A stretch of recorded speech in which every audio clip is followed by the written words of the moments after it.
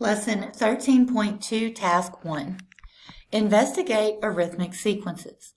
In the world around us, there are situations that involve adding or subtracting the same number repeatedly, resulting in a sequential pattern. An arithmetic sequence is a sequence whose successive terms differ by the same number, called the common difference. Using subscript notation, the general rule for an arithmetic sequence is a sub n equals a sub 1 plus n times 1 or n minus 1 times d, where a sub n is the nth term of the sequence, a sub 1 is the first term, and d is the common difference.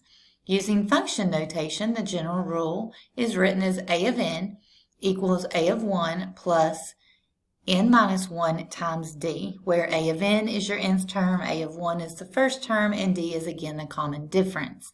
Now, one thing I do want to point out is because you have multiplication here, you've got n minus 1 times d, you can use commutative property to switch these around. So you may see first term plus d times n minus 1, or you may see it like this as n minus 1 times d. Just want to point that out because I'm not sure some cases it does have these two things reversed.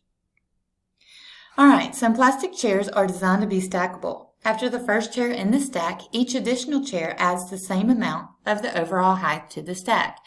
How can you model the height of a stack of n chairs? All right, so the image shows you that each chair is 28 inches tall, and the table shows the total height of the stack when there are 1, 2, 3, and 4 chairs in the stack. So one chair is 28 inches tall. If you stack 2 chairs, it's 31 inches tall, 3 chairs is 34, and 4 is 37. So it says, look at the table. Do you notice any patterns in the stack heights? All right, from 28 to 31, that's plus 3, plus 3, plus 3. So it's adding 3 inches each time. So the height of the stack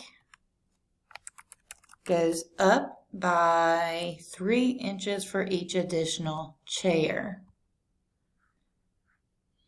All right, so it says in function notation, the rule for the arithmetic sequence that models the height of the stack of n chairs is 28. That's my first term.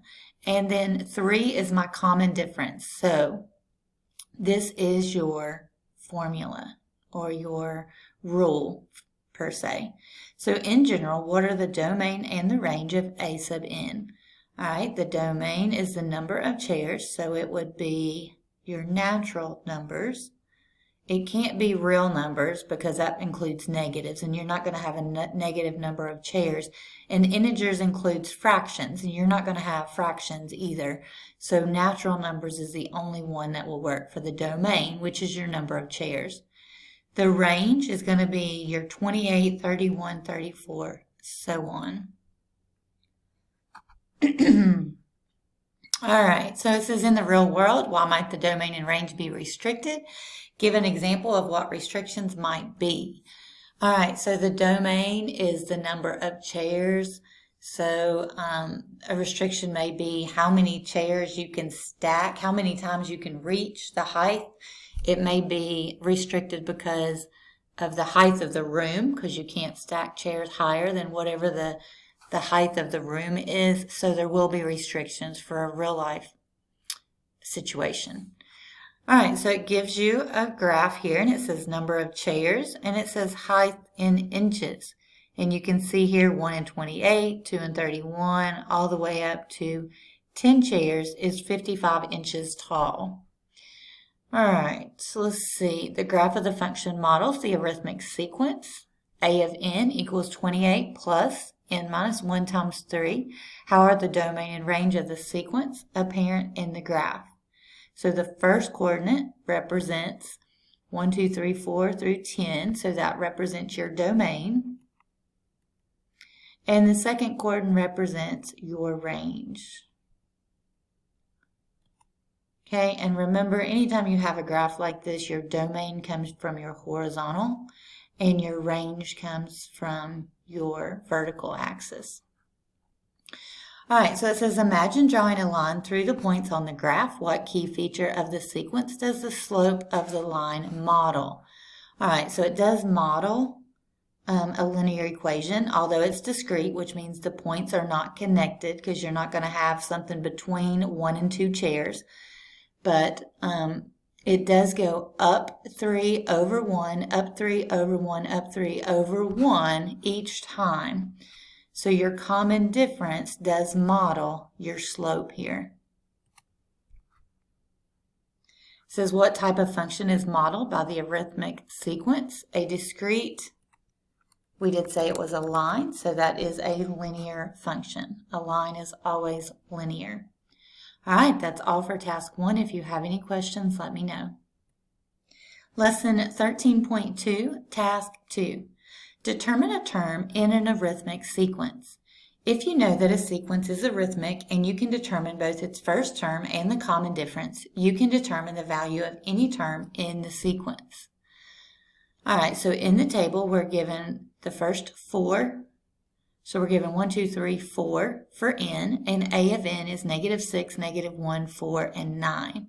So from -6 to -1, that's +5, +5, +5. So the table of values gives the first 4 terms of an arithmetic sequence. What is the 11th term? To write a rule for the sequence, you need to know the first term and the common difference. All right, so the first term is 1 and -6. So the term n is 1 is paired with the term a of n is -6. And again, that comes from right here. N is 1. A of n is -6. That's my first term.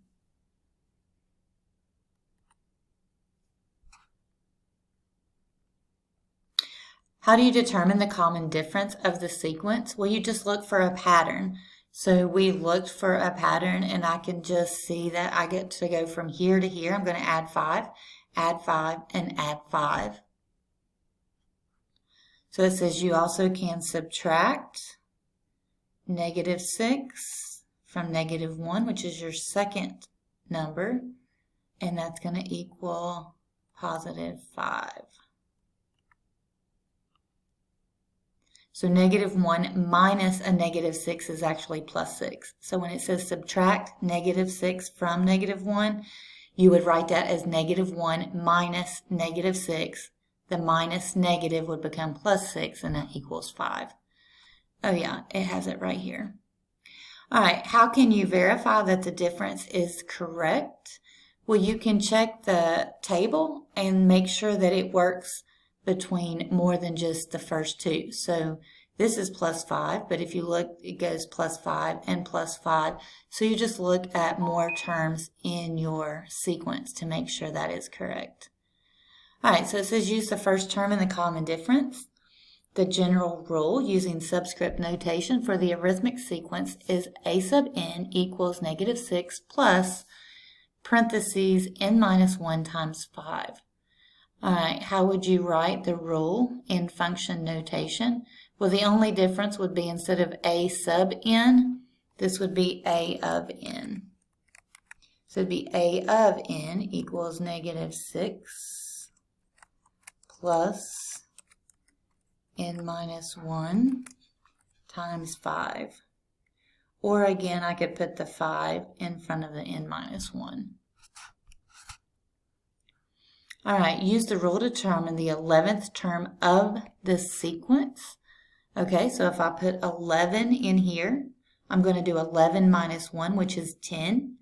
10 times 5 is 50. 50 plus -6 is 44. So if you plug that in, you should get 44 for the 11th term. That's all for task 2. If you have any questions, please let me know.